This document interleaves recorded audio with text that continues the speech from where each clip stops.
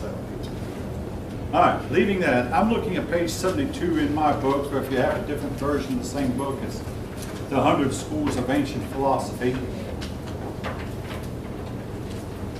The Chinese believed that everything in the universe was split in pairs, twos. And these twos were often opposites in each other.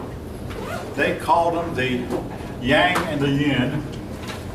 The sun and the moon were said to be opposites. Now today, modern science does not look on the sun and moon as being necessarily opposing each other, but you have day and night, light and darkness.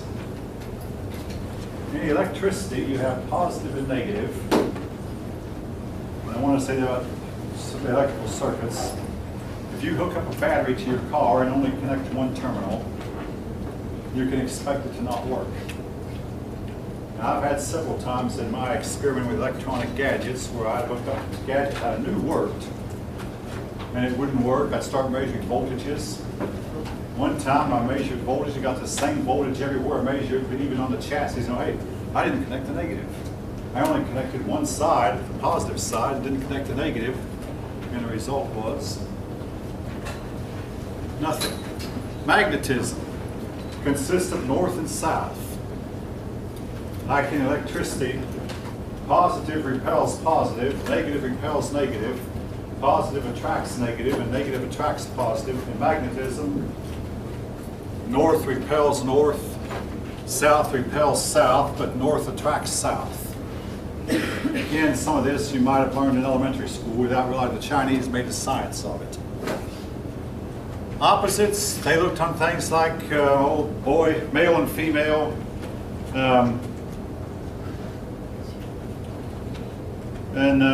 even in the field of health.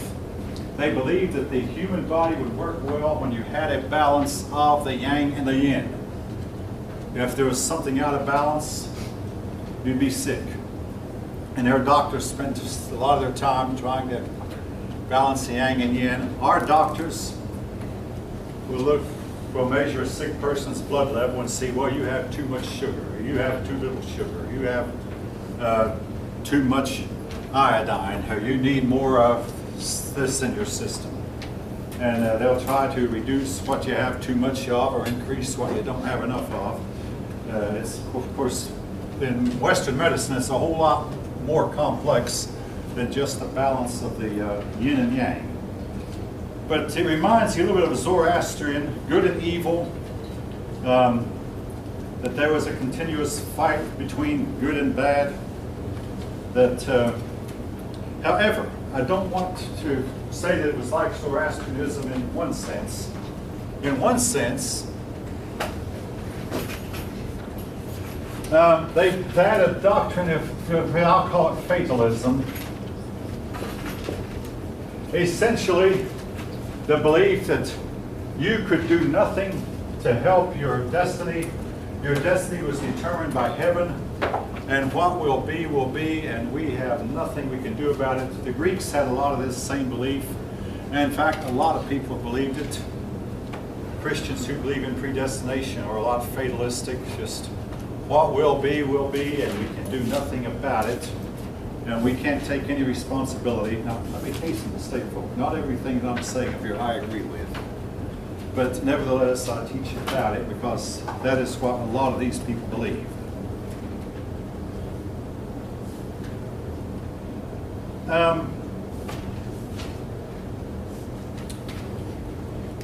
These people were students of astrology.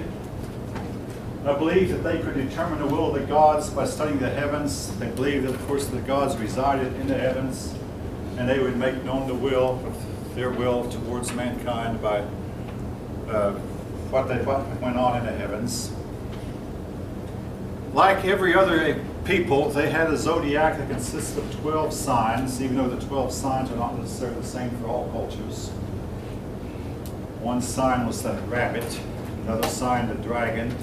Yes, the Chinese were very, very big into dragons and dragon stories. And I must state, while I'm talking about dragons, that dinosaur bones are found in China in abundance.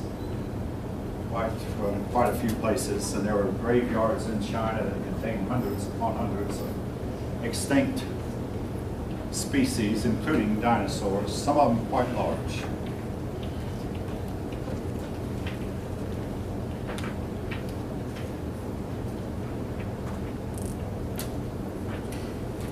The Chinese believed that history went in cycles. Cyclical view was that history repeats itself. You'd have bad times, but the bad times would always be followed by good times. Then the good times would inevitably be followed by bad times. They went in cycles, and the cycles would possibly never end. Might have had a beginning, but had no end, at least in a foreseeable future.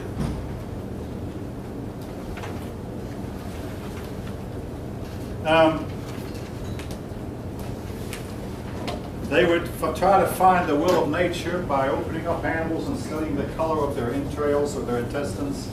They believed if the animal's intestine had one color, the gods were favorable. If the intestines had another color, the gods were not favorable. Now, your book makes one quick mention of shamans. Another name for shaman is witch man or witch doctor. Most of the time, shamans are associated with primitive peoples. China is one of the few places on earth where the shamans are associated with peoples we call civilized or advanced.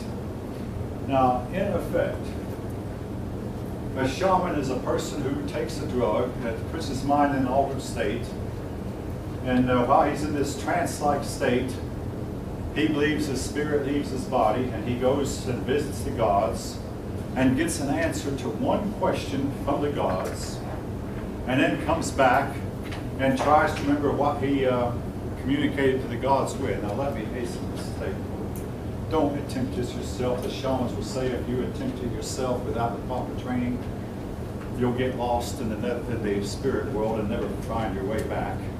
Now, again, some of the medicines that shamans have come up with, and again they're known as witch doctors, some of them are known to be beneficial.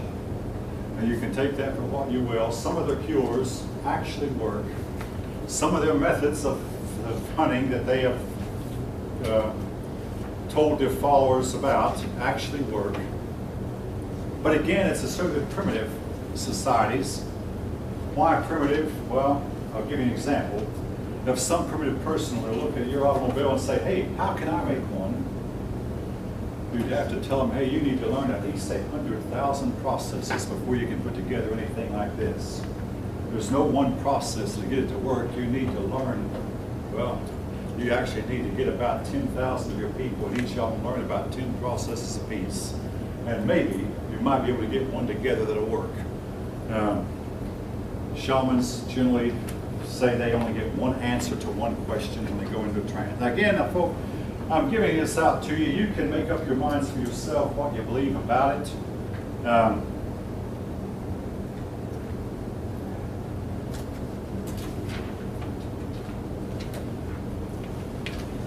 To not all of them. Now I mentioned last time how they had the concept of heaven. And for the philosophers, for the Confucians and the Taoists, heaven was kind of like an impersonal place. But for a lot of the Chinese, ordinary people, heaven was more personal. But they believed it consists of millions upon millions of spirit beings, some of them benevolent, some of them godlike, and some of them demon-like. That the gods and demons together, there was a good and bad in heaven, made up, they put together the events that are going to happen on earth. And in a lot of cases, we humans had no control over what they decided.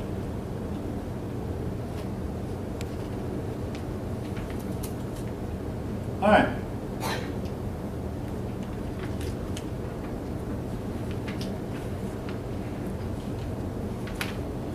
All right, having picked up on some philosophy that I left off last time, I'll continue with the Qin Dynasty.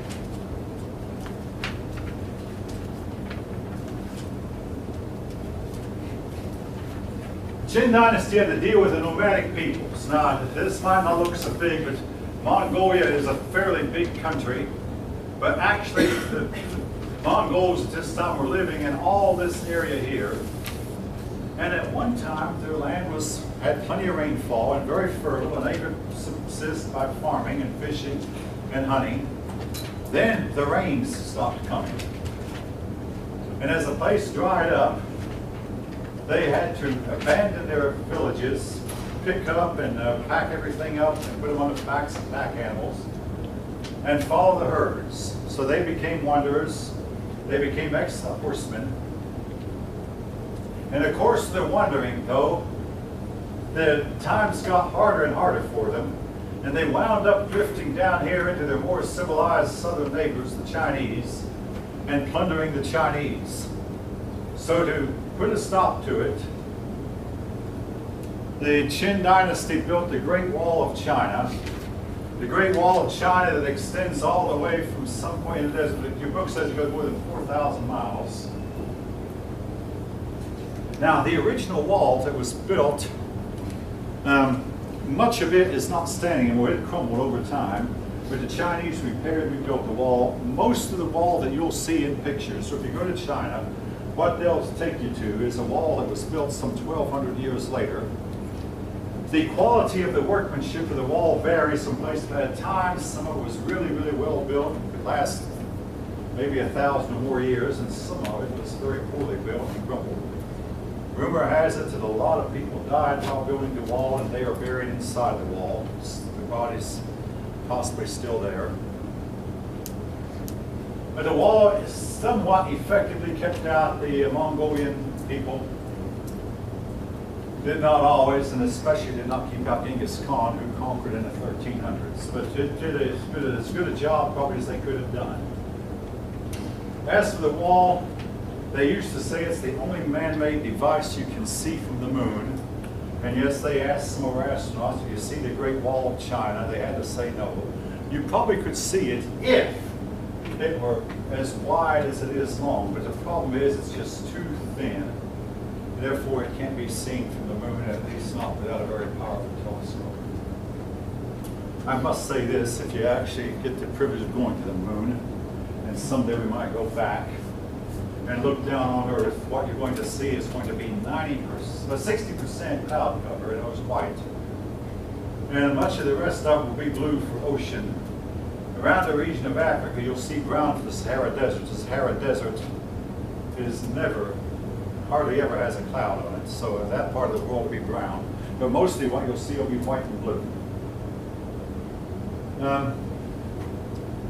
Maybe with a powerful enough telescope, you might could see the wall. But it would probably take a very powerful scope. Anyway, the Chinese would build the wall, and later generations would repair it, and then a later generation would repair it some more. But they kept working on it off and on for several hundred years.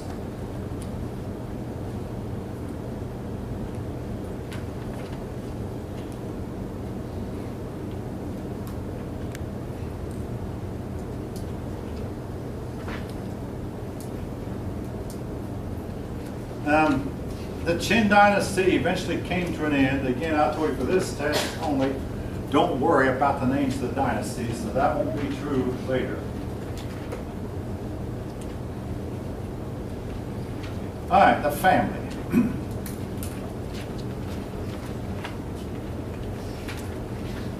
If Chinese considered you part of the same family, if you were descended from the same great-great-grandparents, so it amounted to what we would call a clan. And part of the reason for this was it took a team effort to cultivate the rice that became their staple crop. So they needed the work of a large part of the community in order to do the farming that they did.